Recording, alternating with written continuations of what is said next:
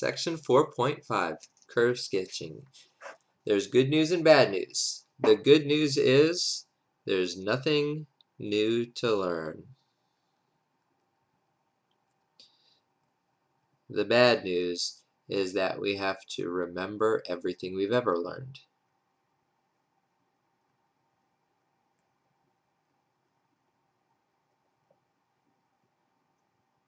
So the outline of each problem in this section is pretty much the same.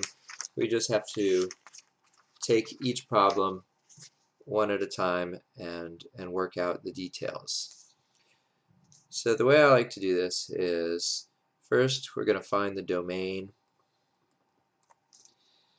and if there's problems with the domain, I like to look at those problems. Those problems could be vertical asymptotes and issues with the domain where we may have endpoints of the domain.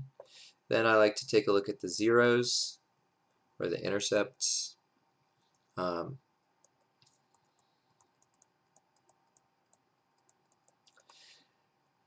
If the function that we're dealing with has symmetry, that's a bonus, and that means we only have to plot half of it to get the other half of it. Then I like to look at the end behavior.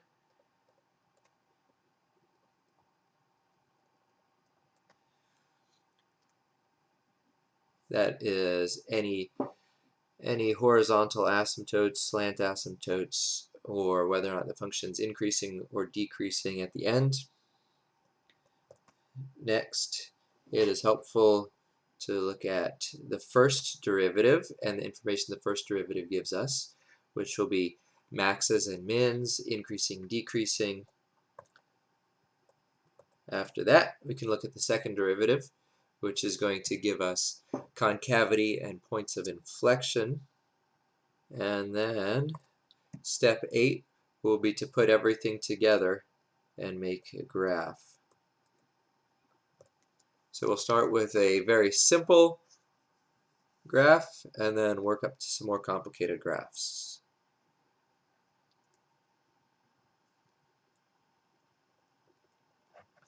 Our simple graph is going to be a polynomial.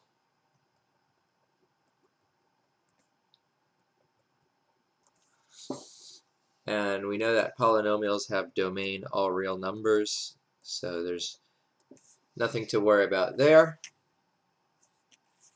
So step 1 is done. Step 2 is also done. There's no issues with the domain.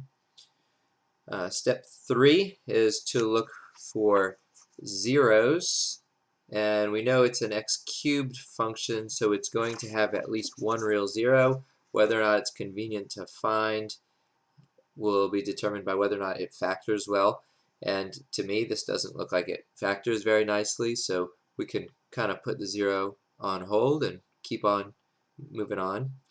Step 4 is to look for symmetry. When we look at the powers of this, all of the powers aren't odd or even, so it's not going to have y-axis or origin symmetry. For the end behavior, we can look at the leading term, which is that negative x cubed. So we know it's an x cubed function and it's a negative, so the basic shape of our graph should go like that, decreasing from left to right, and that tells us the end behavior. Next is the first derivative. So the first derivative is pretty straightforward, 6x minus 3x squared. From this, we'd like to find intervals of increasing and decreasing, so we'd like to find the critical values. We can do that by factoring, and we're left with 2 minus x. And then we can set these to 0. 3x equals 0, so x equals 0. And 2 minus x equals 0, so x equals 2. These are our critical values, and we're going to use these on our number line. This is our number line for x. This tells us the slope and the shape of y. Here is 0 and 2. Let's pick a test point to the left of 0, like -1. And we want to determine whether or not the derivative is positive or negative. 3 times a -1 gives me a -3. 2 minus a -1 gives me a positive something. And a negative times a positive is a negative, so we know our function is decreasing, just like we suspected.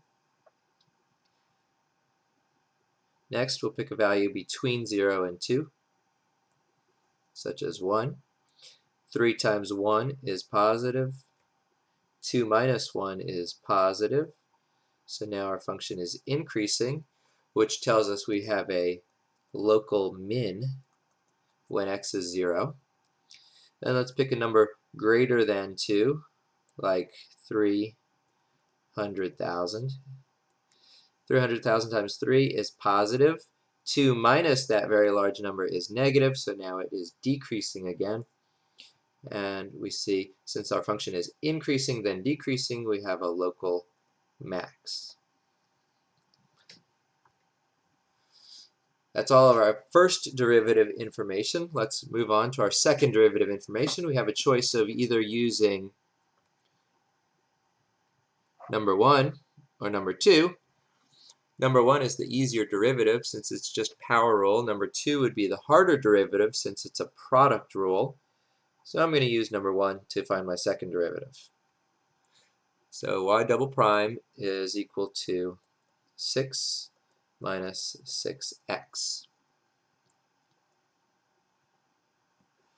We're going to do the same thing that we did for the first derivative. We're going to look to see where the second derivative is either 0 or undefined. And I'm going to factor out a 6 to get 6 times 1 minus x. Now these aren't called critical values, but they are possible points of inflection. And I have a possible point of inflection when x equals 1. So let's do our number line again. But now we have a number line for the second derivative and the shape of the function. There's my possible point of inflection, 1.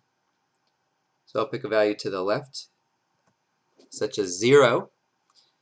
And 6 is a positive number. 1 minus 0 is a positive number, so we're concave up. Let's pick another number to the right. How about 2? 6 is positive, but 1 minus 2 is negative, so that's a negative number. And since our concavity changes from positive to negative, we have a point of inflection when x equals 1. Alright, so putting all this together, we want to sketch this.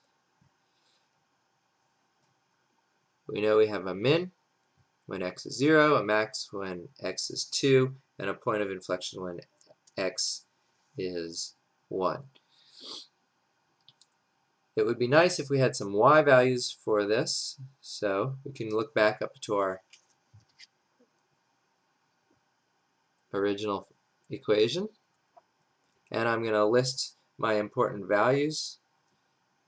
Important values were 0 and 1 and 2. Doing a quick evaluation in our function, when x is 0, y is 2. When x is 1, y is 4. When x is 2,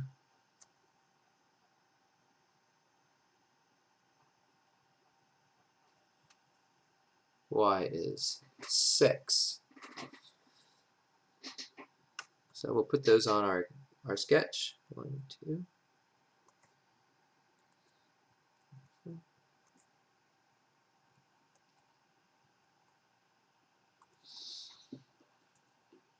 So we have something that decreases and is concave up until we hit a minimum.